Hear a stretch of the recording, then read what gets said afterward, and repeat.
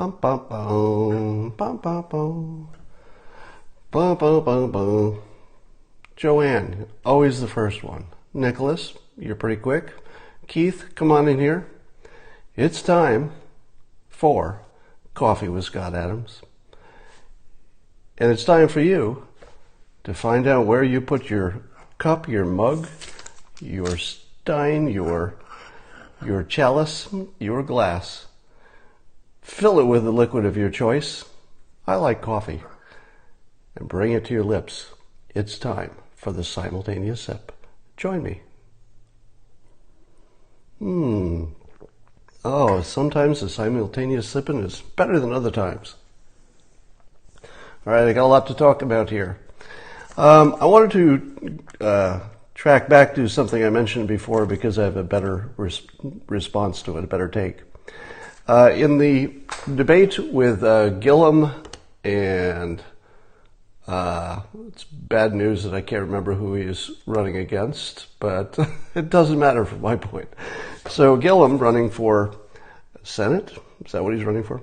It doesn't matter.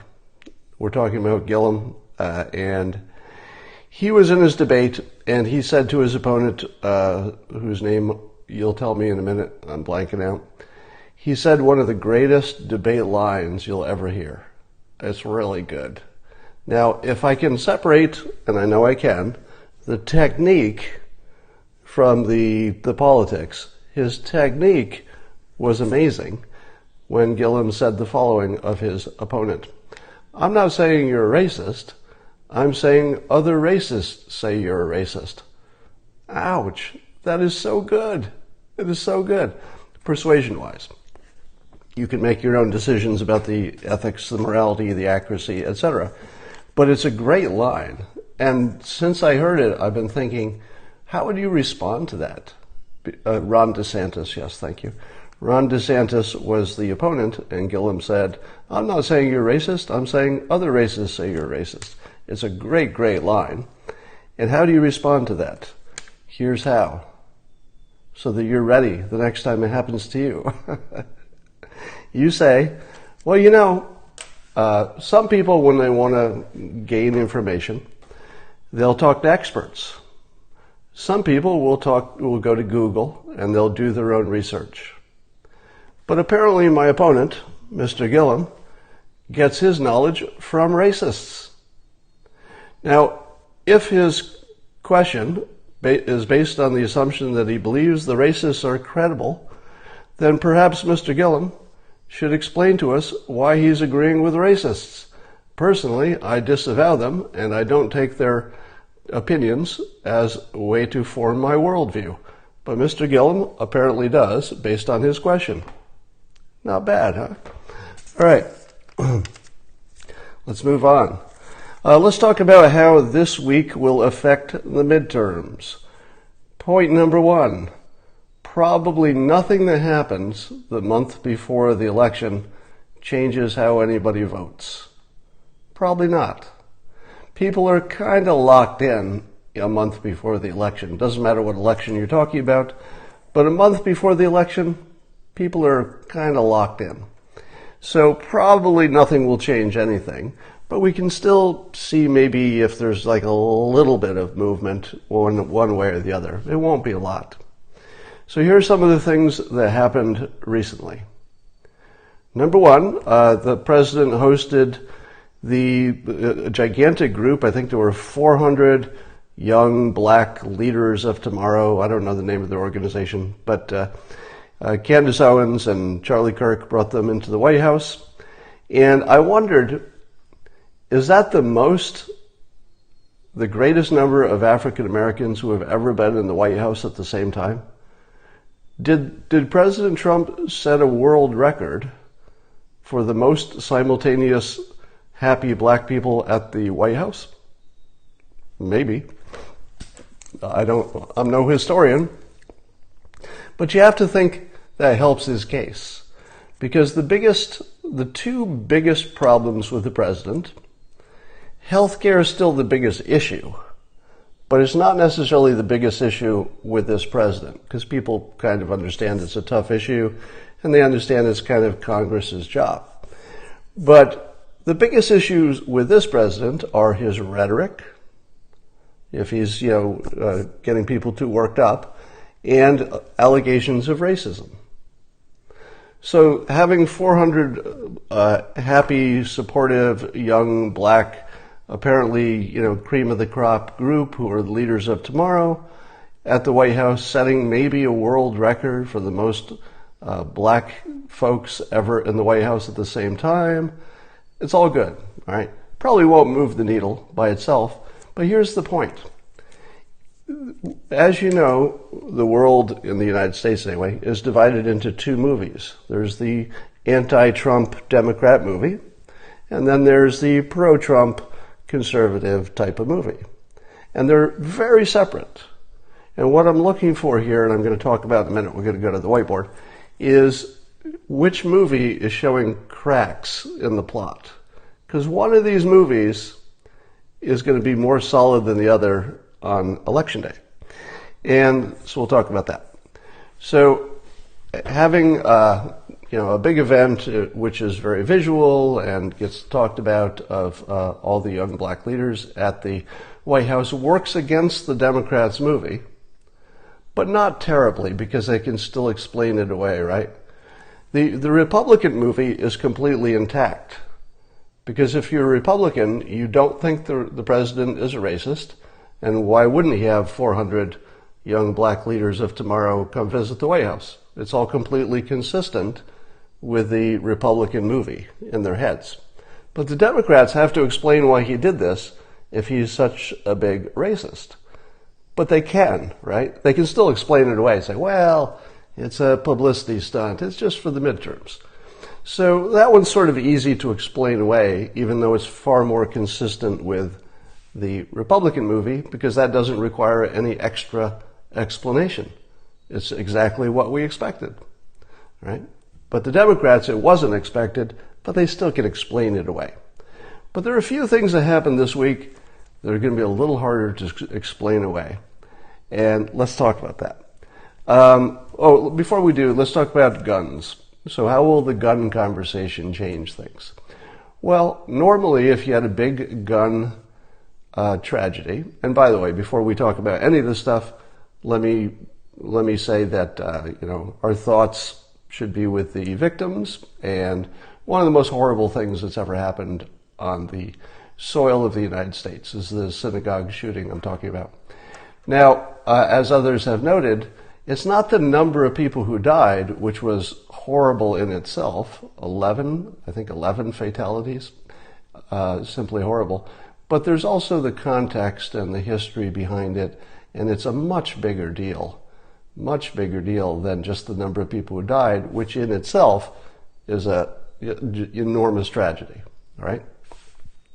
So with all due respect to the victims and their families, who are our primary interest today, as the president noted, the world does have to keep going, and it's better if it does.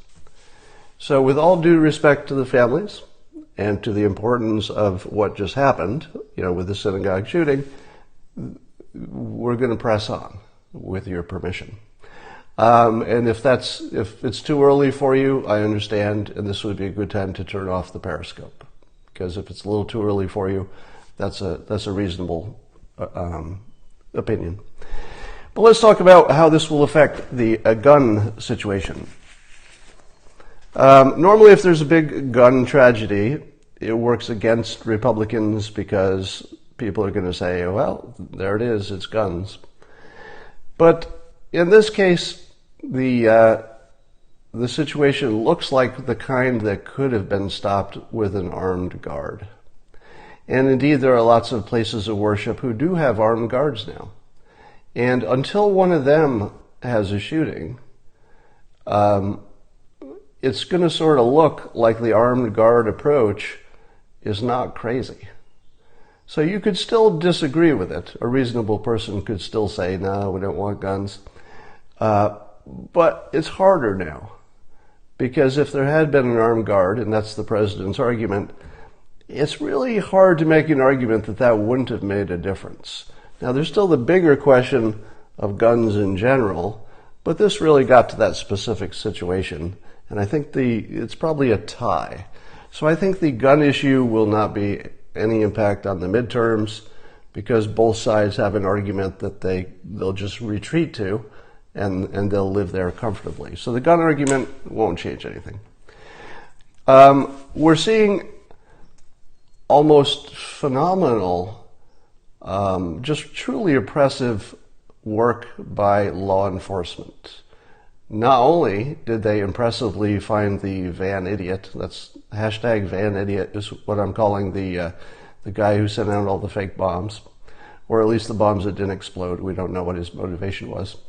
But they did a great job there, and that makes the president look good because he's the law and order president, and we needed some law and order, and then the law and order people did their job, and they were great. It was just a complete success.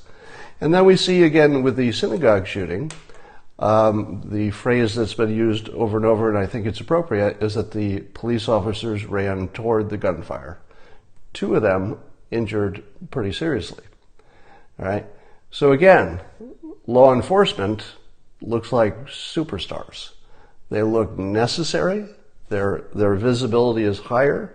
And all of this works in favor of the president because he is branded with law enforcement. It's a key part of his brand. So on a law enforcement level, the president's politically advantaged by the fact that law enforcement was needed. Everybody agrees. Everybody agrees law enforcement was needed in both these situations, and very, very successful, very professional. So hats off to them. So those are 2 things. Let's go to the whiteboard. And I'm going to show you my view of the world here. And this will tell you what might happen with midterms. Let's see if I can get a good picture going here. Now, I'll remind you that if the comments on the screen are covering up me or they're covering up what you want to see, if you turn your device sideways, it'll separate the picture from the comments, or you can turn the comments off on Periscope. All right, so here's the idea. In the normal course of things, there are events. Let's say the 2 terrorist acts recently. Then the president talks about them. In this case, I'm calling them van idiot, hashtag van idiot. The reason I'm doing this is that I don't like naming terrorists. I don't like their name to be out there. So I'm just calling the first one van idiot. And then the second one, the synagogue shooting, I'm calling for now no name. And it's because I'm not going to say the name of somebody who would do something like that. In fact, I would suggest that we should at least consider that when somebody does something like this, we should erase their entire history. We should go back and delete their birth certificate. We should get rid of their high school records.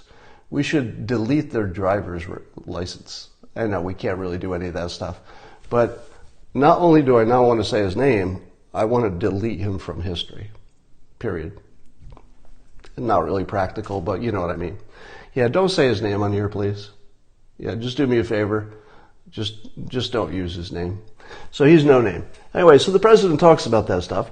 And then, of course, when the president talks, it goes through this filter. It goes through what I call the click filter. And it's a click filter because the news industry isn't what it used to be, where they would try to present the news, but rather because they can measure how each click performs, or in other words, let's say that backwards. Now that they can measure how many clicks any kind of a story, any kind of a headline, any kind of an editorial, they can measure it in minutes. You know, I can tell within 60 seconds if I've tweeted something that's going to be viral because it gets an immediate response. So because they can measure things, they've sort of separated into 2 worlds because those are the 2 worlds that get them the most clicks, the things that get people most partisan, the thing that gets them most worked up about the other side, the thing that separates them the most, gets the most clicks. So when you run it through the click filter, all of the Republican conservative types are looking at their own press. They're looking at Fox News, they're looking at Drudge, they're looking at their own silo of information, and they're looking at their own social media, and that produces what I call the Republican movie.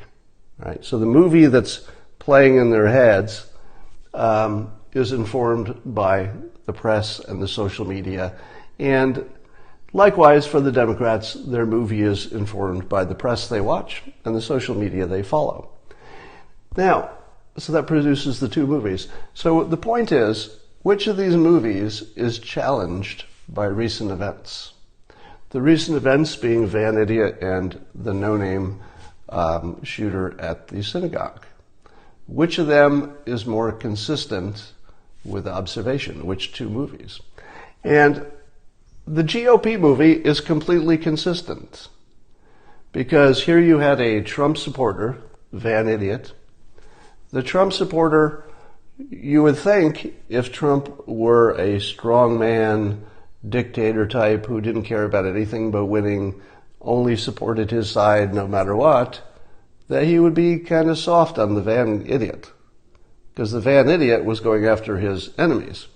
But of course, he's the law and order president, so he not only did he say that he would go hard at him, he immediately said death sentence.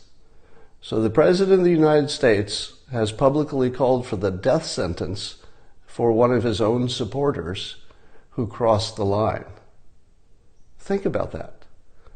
The president, who you consider, his enemies consider, the strongman dictator type, just recommended the death sentence for somebody who acted against the president's own critics.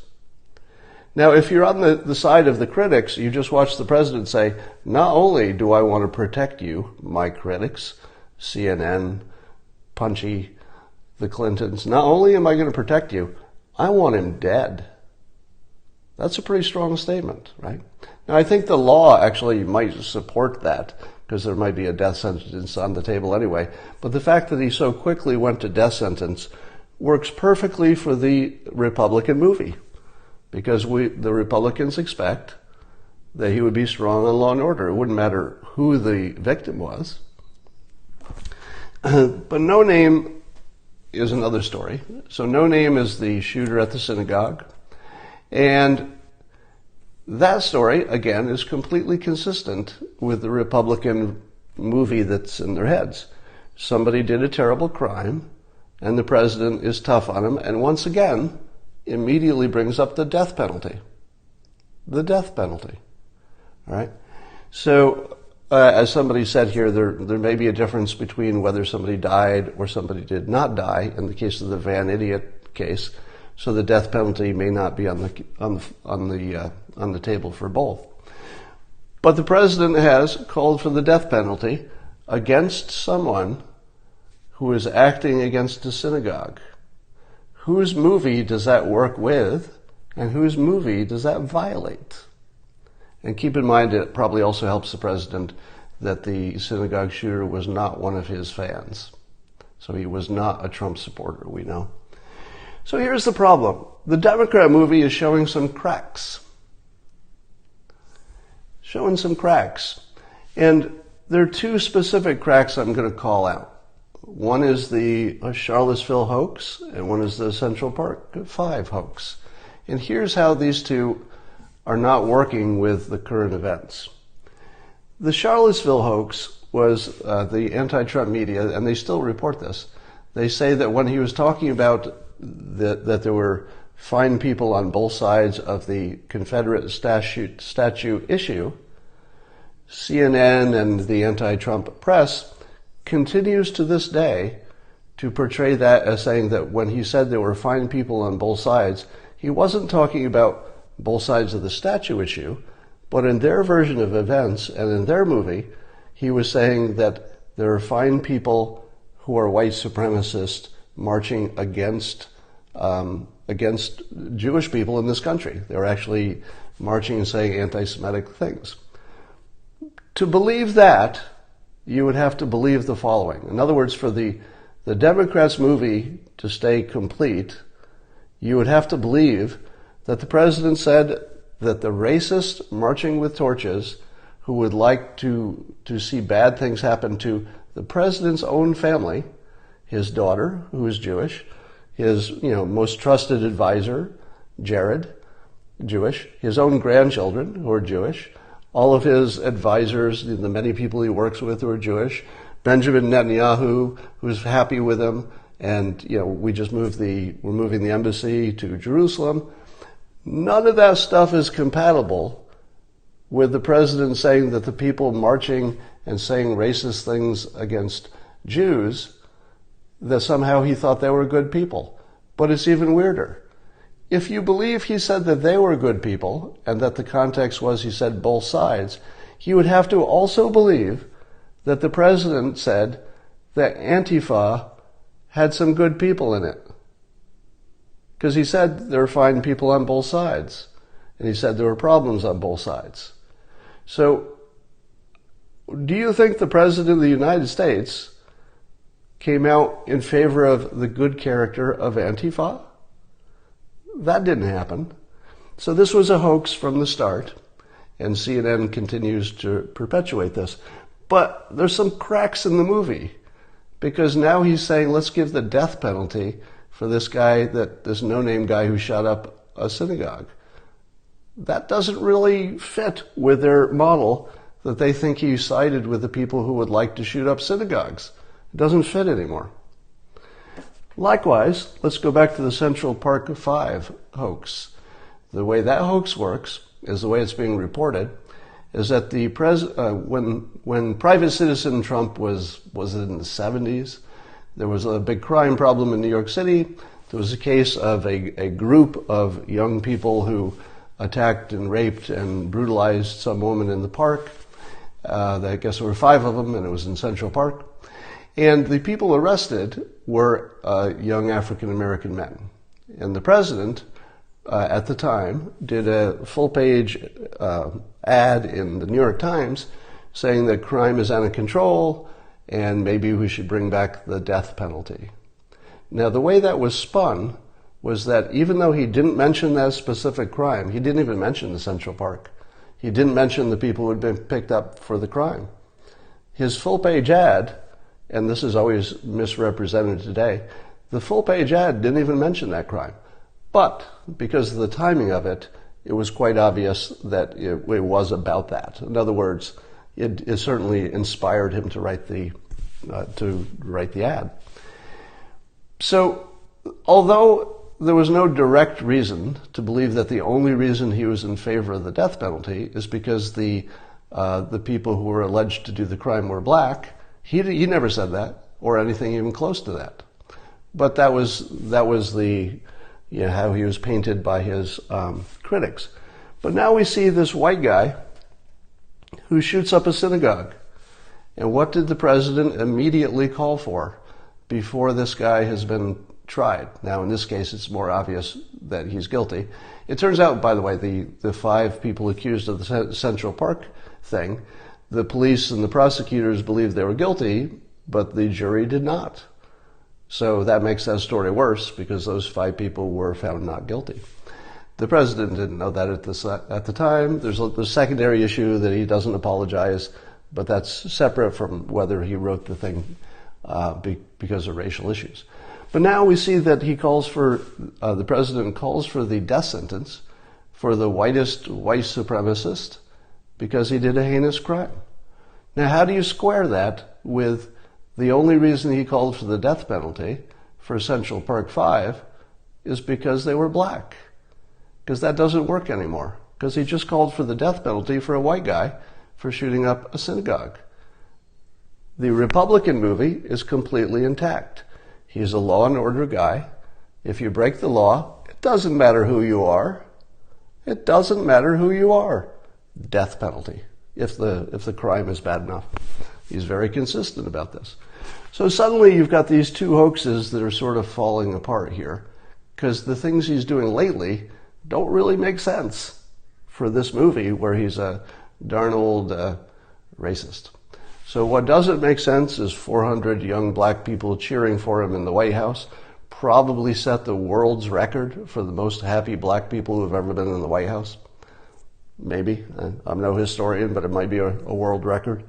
At the same time, he wants to do things that are completely at odds with what the Democrats believe is their movie, but completely consistent with what the GOP has thought all along.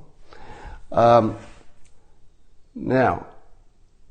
the other interesting thing coming out of this is if there was one thing that both the president's critics and his supporters have been asking him to do since 2015, it is to dial back his rhetoric. Because the question is there something he said that caused these things to happen? And let me help you sort this out. First of all, when you're asking the question, did the president's rhetoric cause either the Vanity or the synagogue no-name guy to do their heinous acts, you have to look at it through different filters. If the filter you're looking at it is a legal filter, then he's not responsible, because you're not responsible for other people's actions, even if your talking might have been part of their reasoning. So the legal system is very clear. The President of the United States has no liability. Socially, he's also in the clear, because even CNN said clearly and many times, we're not saying that he's responsible. So from a social standpoint, we don't like to hold people responsible for other people's actions. But those aren't the only filters. Let's take the scientific filter. In the scientific filter, does persuasion exist? Yes, it does. Through a scientific filter, if you are saying provocative things to millions of people on a regular basis, is it possible, or even likely, that you'll get unintended negative responses from at least a few of all those millions of people? And the answer is, from a scientific perspective, you can guarantee it. You can guarantee that the president's actions will have an impact on these millions of people, and some of those actions will not be good. Likewise, it seems reasonable that if you ramp up the rhetoric, that could have a more predictably negative opinion. But do we pin that on the president? Because we can see, at least in the scientific sense, a cleaner, likely, but no way to guarantee it, but likely impact that might have made things worse. Well, here's the problem. Let's put it in context. How many variables did it take for Vanity or No Name to do exactly what they did? It wasn't just the one variable. It wasn't just the president talking. There were literally thousands of variables, maybe millions, over the course of their entire life that all had to go the same way. I mean, if you think about it, from birth, there were thousands or millions of things that if they just gone a different way, neither of them would have been in the position to do what they did.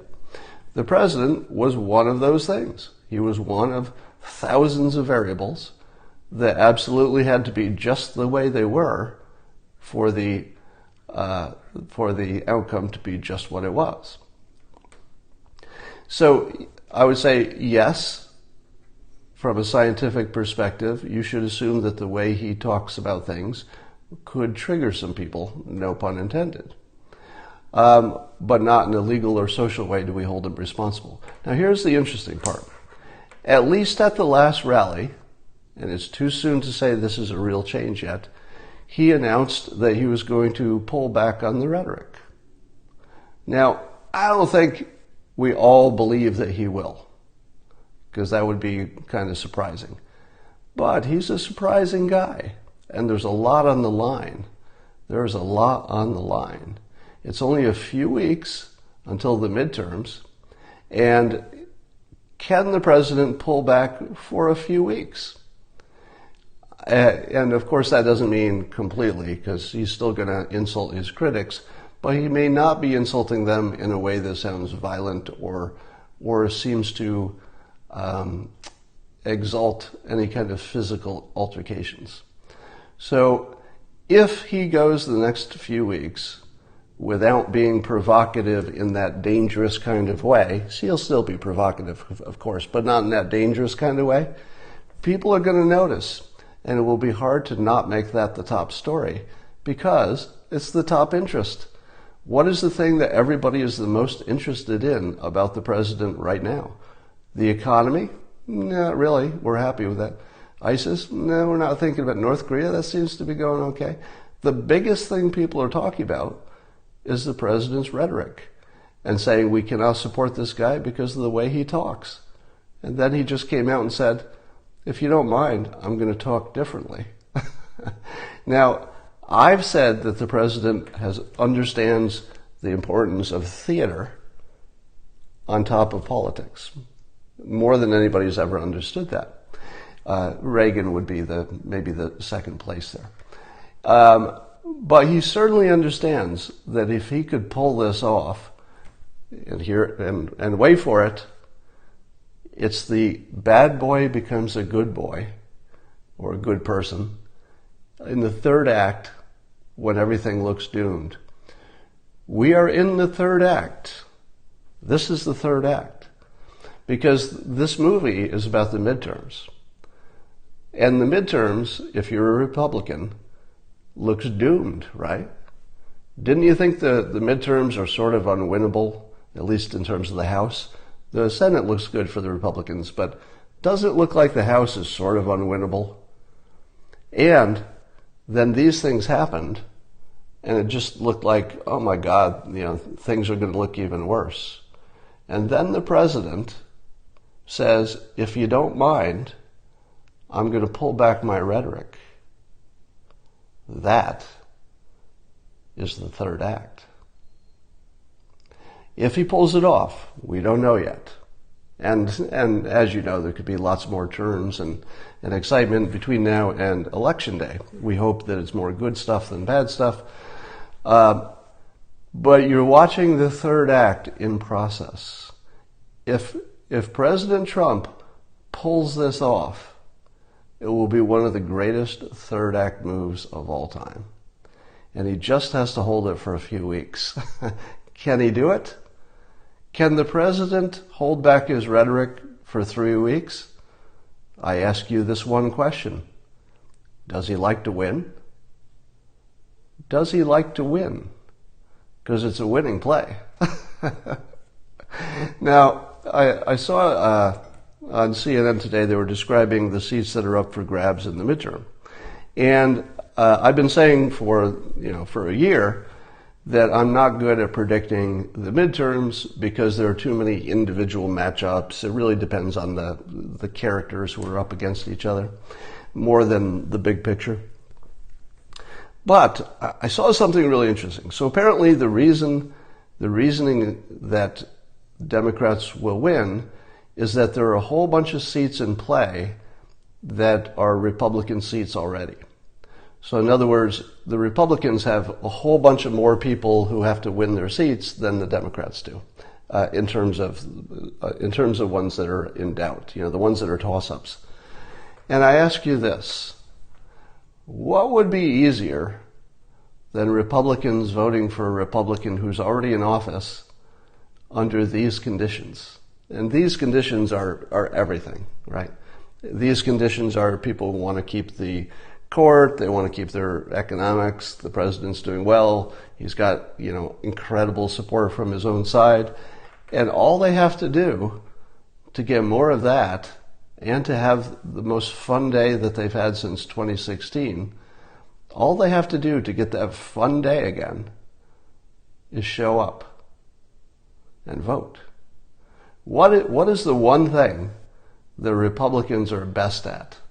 If you had to say, Republicans compared to Democrats, there's one thing that they're really, really good at: showing up. All right? You could make all kinds of generalizations about the two parties, and who's got the professors, and who are the nice people and who are the bad people.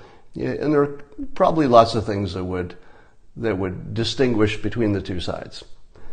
But one of them that really distinguishes is that when it's time to work, Republicans show up. They're not talkers. They're doers. So with all of these seats that are in play being Republican held, and with Republicans having nothing to stop them from walking down and voting, I feel like you're going to see the biggest Republican turnout in history for a midterm. or at least modern history. Who knows what happened 100 years ago. So my prediction is that the events in the news probably are not moving the dial much. People have already locked in their choices.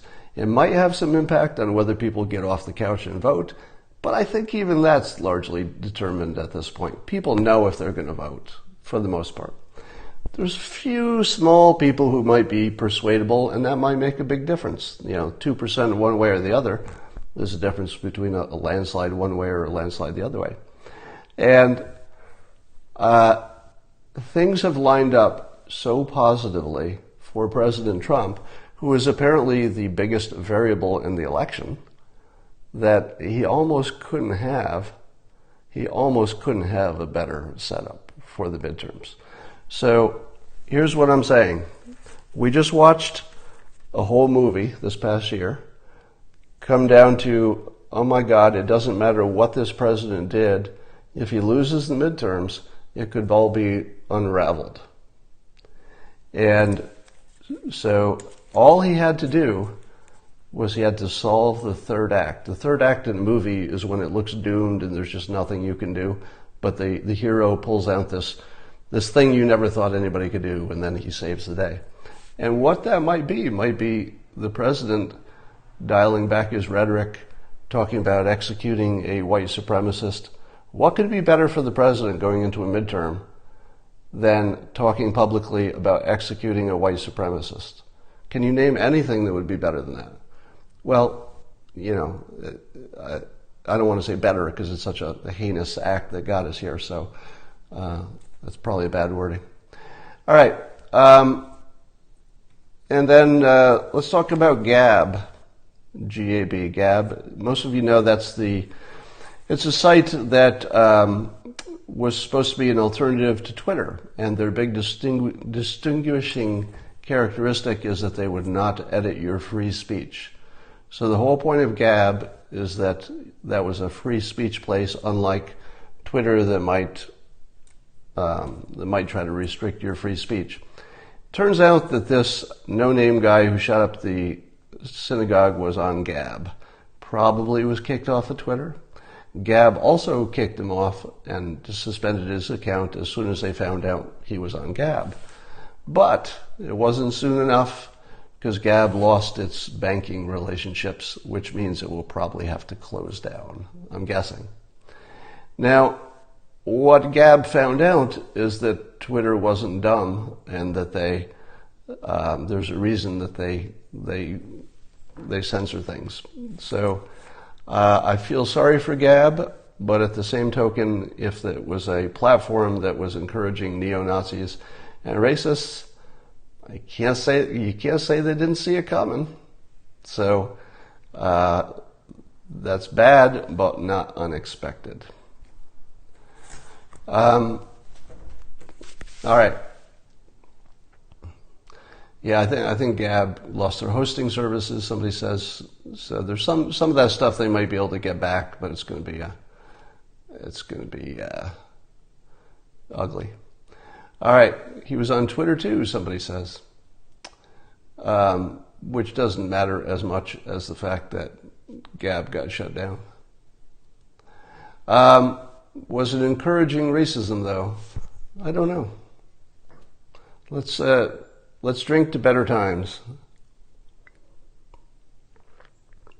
Sorry, that was without notice. The simultaneous surprise sip. They say, "You're next, Scott. Don't you understand this?" I don't think so. To me it seems, and I know you're not going to love this, to me it seems it's not that hard to avoid getting kicked off the social media platforms. You'd have to try pretty hard. I don't think I'm even close to being kicked off any social media platforms. So I'm actually not worried at all. All right, let's. I'm not going to talk about the World Series because I don't follow baseball. But let me give you some feedback on this Periscope.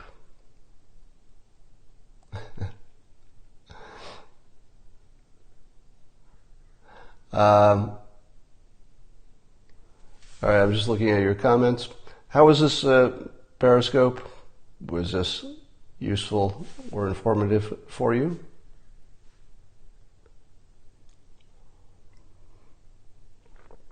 I heard that somebody lost their job with Campbell Soup for tweeting something about George Soros being behind the caravans.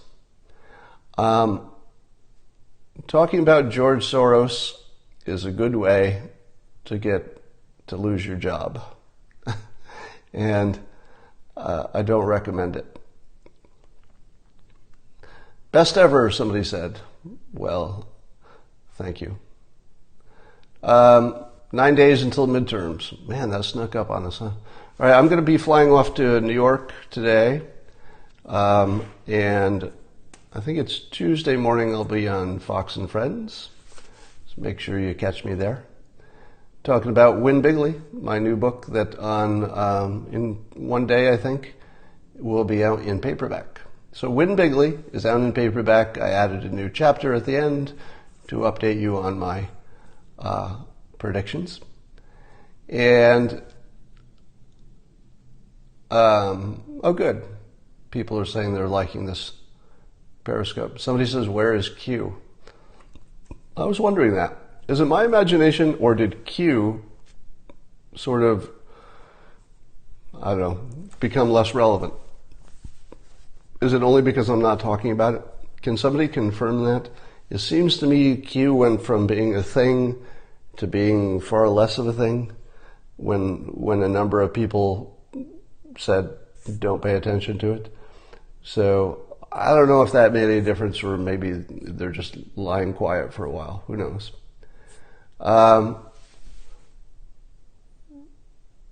Remember the flag posts, yes. So prior to Election Day, the Sunday before the election, make sure that you tweet an American flag, because that should increase Republican turnout and decrease, it might, I don't know if it would decrease Democratic turnout. Probably won't decrease anybody's turnout, but it would increase turnout for Republicans. All right. Yes, I'm on Ben Shapiro's Sunday interview show, and I will tweet that link as soon as I get off of here. I'm hearing good things about it. People enjoyed listening to us talk. So it's Ben Shapiro's show. I'll tweet that. People saying they love it. I don't know. I haven't seen it myself, but it was fun to do, so I think it's probably pretty good. All right. And I will talk to you later.